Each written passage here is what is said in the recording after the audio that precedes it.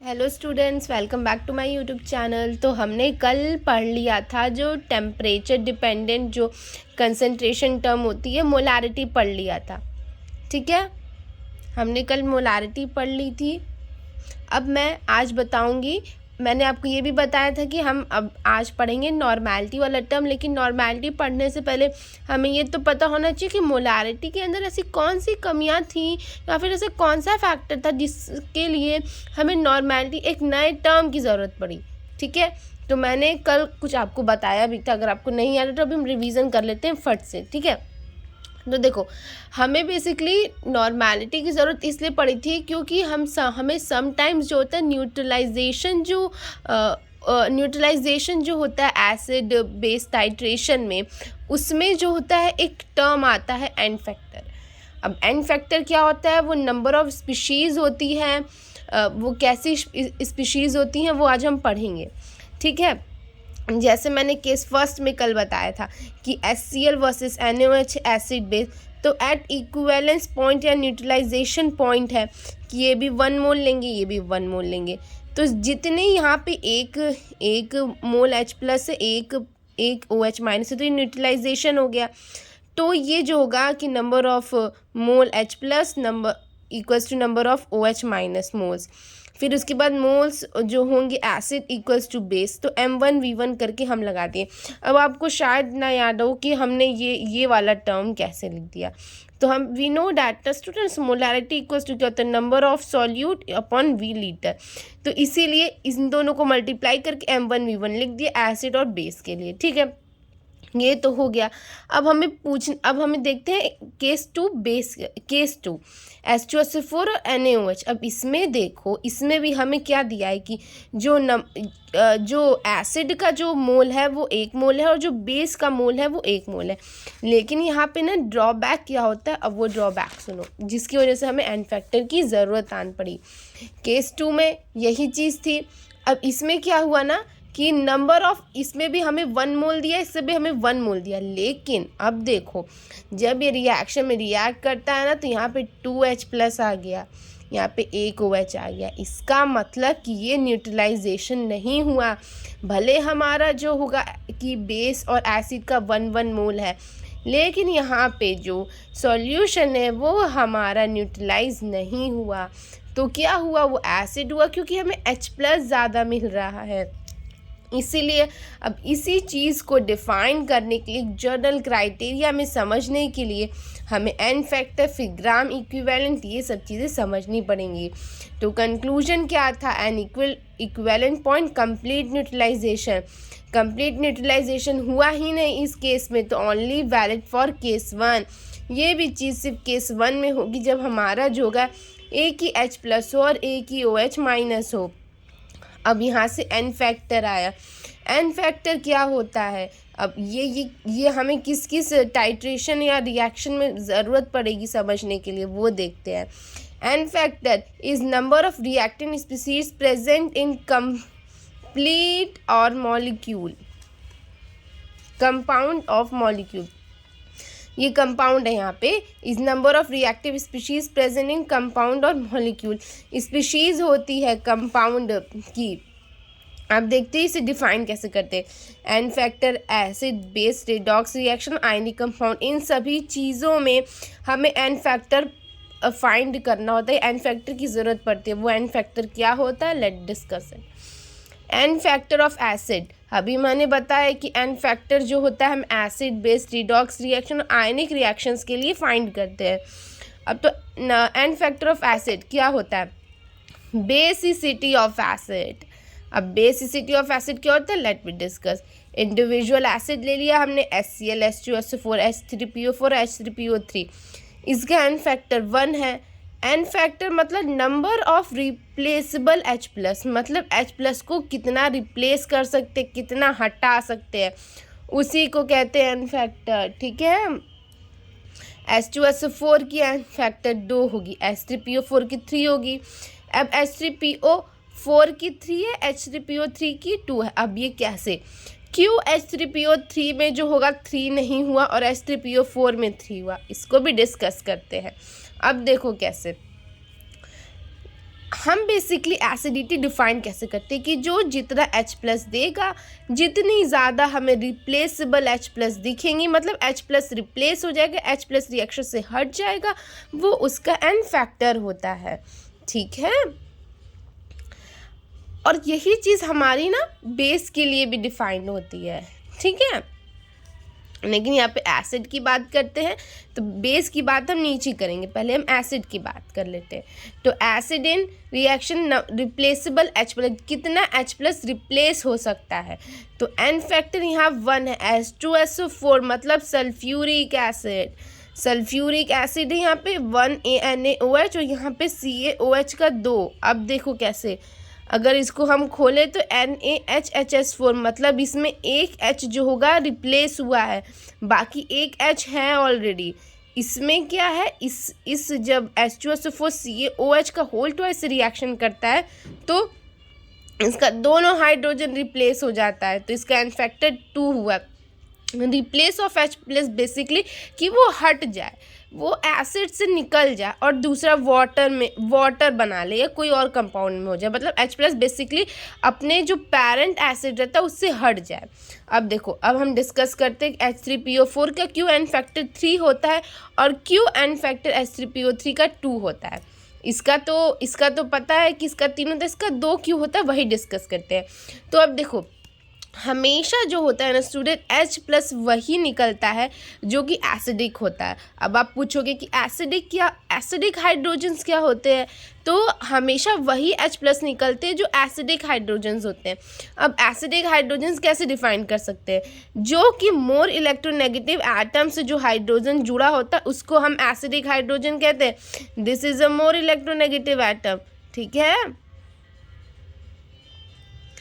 Atom. अब ये कुछ भी हो सकता है, क्लोरीन हो सकता है, ऑक्सीजन हो सकता है, नाइट्रोजन हो सकता है, फ्लोरीन हो सकता है, ये सब मोर इलेक्ट्रोनेगेटिव एटम। इसीलिए देखो स्टूडेंट्स, यहाँ पे क्लोरीन मोर इलेक्ट्रोनेगेटिव एटम है, इसलिए ये आसानी से H प्लस दे दिया।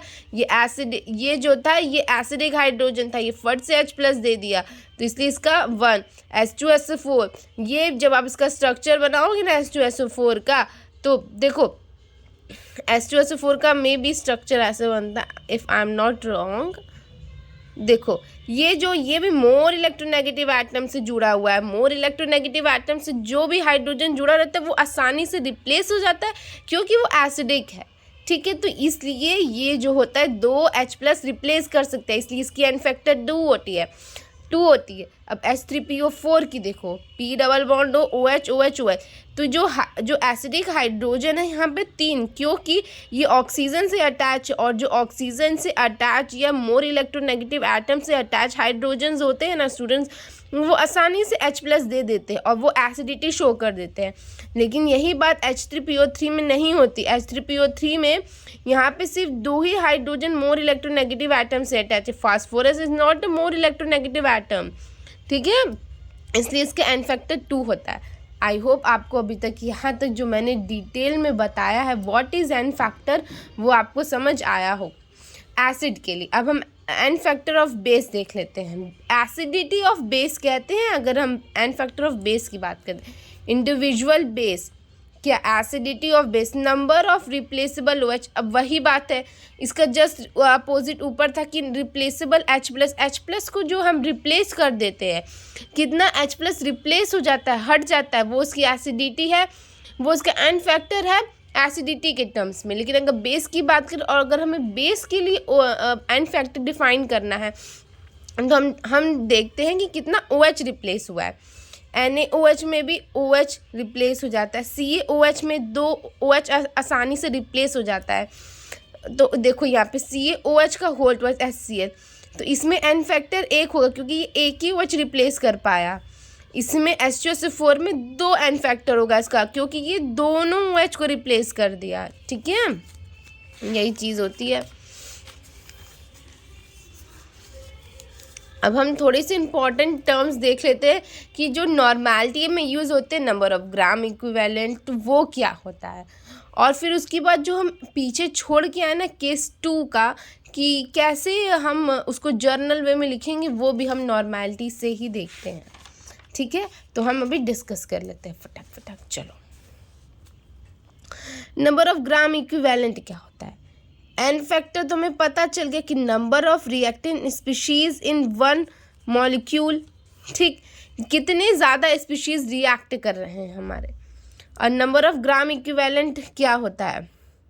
Number of reacting species present in complete solution, कितने ज़्यादा, कितना पूरा जो है रिएक्टेंट स्पीशीज प्रेजेंट है वो पूरे कंप्लीट सॉल्यूशन को करने के लिए। जैसे नंबर, हम इसको ऐसे मैथमेटिकली टर्म में डिफाइन करते हैं कि number of gram equivalent equals to number of mole into N factor. N factor मैंने पीछे बताया कैसे कैलकुलेट करते। अब नंबर ऑफ मोल्स वो हमें क्वेश्चन में दिया रहेगा कि 2 मोल, 3 मोल, 4 मोल, 5 मोल। जैसे H2SO4 है तो हम इसके 5 मोल लिए, तो क्या हुआ 5 इंटू इसका एन फैक्टर 2 हो जाएगा, मतलब 10। नंबर ऑफ ग्राम इक्विवेलेंट यहाँ पे 2 आएगा, ठीक है। तो नंबर ऑफ ग्राम इक्विवेलेंट हम ऐसे डिफाइन करते हैं कि कितने total number of moles present हैं उस पूरे सॉल्यूशन में, कितने पूरे number of moles reactant species present है उस पूरे के पूरे सॉल्यूशन में। अब देख लेते हैं नॉर्मेलिटी क्या होती है, और नॉर्मेलिटी में नंबर ऑफ ग्राम इक्विवेलेंट का कितना बड़ा मेजर रोल है। फिर हम केस 2 को डिस्कस करेंगे। केस 2 आखिर कैसे उन सारी चीज़ों को, उन सारी कमियों को पूरा करता है, ठीक है। चलो हम नॉर्मेलिटी डिस्कस करते हैं। अब देखो नॉर्मेलिटी कैसे डिस्कस कर सकते हैं हम। अब नंबर ऑफ ग्राम इक्विवेलेंट पर लीटर ऑफ सॉल्यूशन, मतलब कि ये नंबर ऑफ ग्राम इक्विवेलेंट है पर लीटर ऑफ सॉल्यूशन में, मतलब कि पर लीटर मतलब 1 लीटर में कितना total number of reactant species present है। अब हम बताएं आपको कि number of reactant species total कैसे होता है, मतलब वही ग्राम इक्विवेलेंट होता है, ठीक है। अब देखो एक हम एग्जांपल ले लेते हैं 2 नॉर्मल ऑफ NaOH सॉल्यूशन। इसका क्या मतलब हुआ, नॉर्मेलिटी की बात आई यहाँ पे, तो 2 gram equivalent of NaOH is present in 1 litre of solution, मतलब 2 gram equivalent of NaOH is present in 1 litre of solution. इसका मतलब हम यहीं से निकाल लिए कि 2 ग्राम इक्विवेलेंट NaOH प्रेजेंट है 1 लीटर सॉल्यूशन में। Gram equivalent, 2 gram equivalent. अब जैसे इसमें लिखा है कि ये 2 लीटर है और इसमें जो होगा 2 ग्राम इक्विवेलेंट सॉल्यूट प्रेजेंट है, 2 ग्राम इक्विवेलेंट, यही चीज़ 2 लीटर के लिए। तो लेकिन नॉर्मेलिटी हम निकालते किसके लिए, 1 लीटर के लिए निकालते हैं नॉर्मेलिटी, लेकिन ये 2 लीटर दिया तो कैसे निकालेंगे, यूनिटरी मेथड से। 2 लीटर ऑफ सॉल्यूशन मतलब 2 ग्राम इक्विवेलेंट, तो 1 लीटर ऑफ सॉल्यूशन मतलब 2/2 1 ग्राम इक्विवेलेंट। नॉर्मेलिटी कैसे निकालते हैं, number of gram equivalent volume in litre. अब देखो ये क्या है, ये जो होता है ना ग्राम इक्विवेलेंट, ये सॉल्यूट के लिए डिफाइंड होता है। यहाँ ये सॉल्वेंट के लिए नहीं, ये सॉल्यूट के लिए। Number of gram equivalent solute volume in litre, तो number of gram equivalent solute अगर ml में तो 1000 कर देंगे। वी नो कि नंबर ऑफ ग्राम इक्विवेलेंट क्या होता है, number of moles into N factor. Number of moles क्या होते हैं, नंबर ऑफ मोल्स क्या होते हैं, नंबर ऑफ सॉल्यूट अपॉन में एन फैक्टर इनटू ये ml में। अब यहाँ पे हम नॉर्मेलिटी की बात कर रहे हैं। नॉर्मेलिटी को कैसे पता करते हैं कि वो 1 लीटर में कितना है, तो हम इसको 1 लीटर में डिफाइन कर दिए।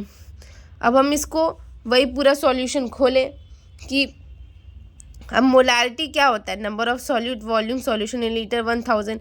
अब ये जो पूरा टर्म है, ये पूरा टर्म जो है इसी को तो मोलारिटी कहते हैं, मोलारिटी इनटू एन फैक्टर। मतलब हमारा ये निकल गया कि नॉर्मेलिटी क्या, नॉर्मेलिटी और मोलारिटी में डिफरेंस क्या होता है, एन फैक्टर का डिफरेंस होता है, ठीक है। यही चीज़ हम आपको बताना चाह रहे थे कि मोलारिटी मात खाती है एन फैक्टर से, कि number of total number of reactant species जो होगी वो मोलारिटी नहीं बता पाती। इसीलिए हमारा केस 2 फेल हो जाता है एसिड बेस टाइट्रेशन में, इसीलिए हमें नॉर्मेलिटी की ज़रूरत भी पड़ती है। ठीक, अब हम आगे चीज़ें देखते हैं। हमें तो ये पता ही है ना कि मोल क्या होता है, weight of solute, molar mass of solute. ठीक, ये हम मोल ऐसे ही निकालते हैं बस। अब देखो क्या होता है, नॉर्मेलिटी कैसे हमें निकालते हैं कि जो मोल का सॉल्यूट होता है, number of mole of solute, तो ये हम यहाँ पे रख दिए, into n factor into 1000 volume in litre, ये सब चीज़ें रख दी हैं। अब हम इसको फर्दर सॉल्व किए तो ये जो होगा ऐसे लिखा जाएगा। तो जो होता है molar mass of solute into n factor, उसी को हम लिखते हैं इक्विवेलेंट वेट। अब यहाँ पे याद रखना, ग्राम इक्विवेलेंट और equivalent weight both are different. Gram equivalent weight हमें total number of species complete reaction में बताता है, ग्राम इक्विवेलेंट। लेकिन हमें जो इक्विवेलेंट वेट होता है वो जो मोलर मास अपॉन में n फैक्टर होता है। ठीक, equivalent weight molar mass upon में n फैक्टर होता है, जबकि number of gram equivalent total number of reactant species present in a solution, मतलब n इंटू n फैक्टर, दोनों चीज़ें डिफरेंट हैं। ठीक, आई होप आपको मोलैरिटी और नॉर्मेलिटी में डिफरेंस समझ आ गया ही होगा। अब हम एक क्वेश्चन देखते हैं कि कैसे नॉर्मेलिटी हम यूज़ करते हैं क्वेश्चंस में। ठीक है, उसके बाद ना हम टेम्परेचर इंडिपेंडेंट वाला टर्म थोड़ा देखेंगे, what is W/B, mole fraction, molarity, parts पर मिलियन। ठीक है, फिर उसके बाद इंटर्न कन्वर्जन देखेंगे, ये सारी चीज़ें हम देखेंगे। लेकिन अभी फ़िलहाल हम ये देख लेते हैं, calculate the amount of H2SO4 required to prepare 2 normal of aqueous H2SO4। मतलब इसमें बोल रहा है कि हमें अमाउंट बता दो H2SO4 का कि 2 नॉर्मेलिटी वाले सोल्यूशन हमें बनाना है, एक्वस सोल्यूशन, और पूरा टोटल हमें 1 लीटर दिया, मतलब नॉर्मेलिटी हमें 2n दिया है, सोल्यूशन हमें 1 लीटर दिया। अब हमें बस वेट बताना है H2SO4 का। n फैक्टर H2SO4 का 2 होता है और मोलर मास 98 होता है H2SO4 का, निकाल लेना। अब देखो ये कैसे निकालते हैं। नॉर्मेलिटी क्या होता है, normality equals to number of gram equivalent weight upon volume in litre. Number of equivalent weight क्या होता है, number of moles into n factor. अब इसी को फर्दर यहाँ पे ये पूरा सॉल्व करके मैंने ये लिख दिया, weight, equivalent weight, solution in litre, ये सारी चीज़ें। अब यहाँ पे हम नॉर्मेलिटी 2 लिखे, वेट हमें वेट ही तो निकालना है, मोलर मास हमारा 98 है, n फैक्टर हमारा 2 है और वॉल्यूम 1 लीटर। इसको पूरा सॉल्व करके 98 ग्राम आया। ठीक, यही बेसिकली सारे टर्म्स होते हैं। तो मुझे लगता है आज के लिए मोलैरिटी नॉर्मेलिटी का जो बेसिक कॉन्सेप्ट है मैंने वो क्लियर कर दिया होगा। अगर आपको कोई भी डाउट होगा प्लीज़ कमेंट सेक्शन में बताना। और ये टेम्परेचर इंडिपेंडेंट जो टर्म है वो मैं कल 10 मिनट की वीडियो अपलोड कर दूँगी, तब उसमें देख लेना।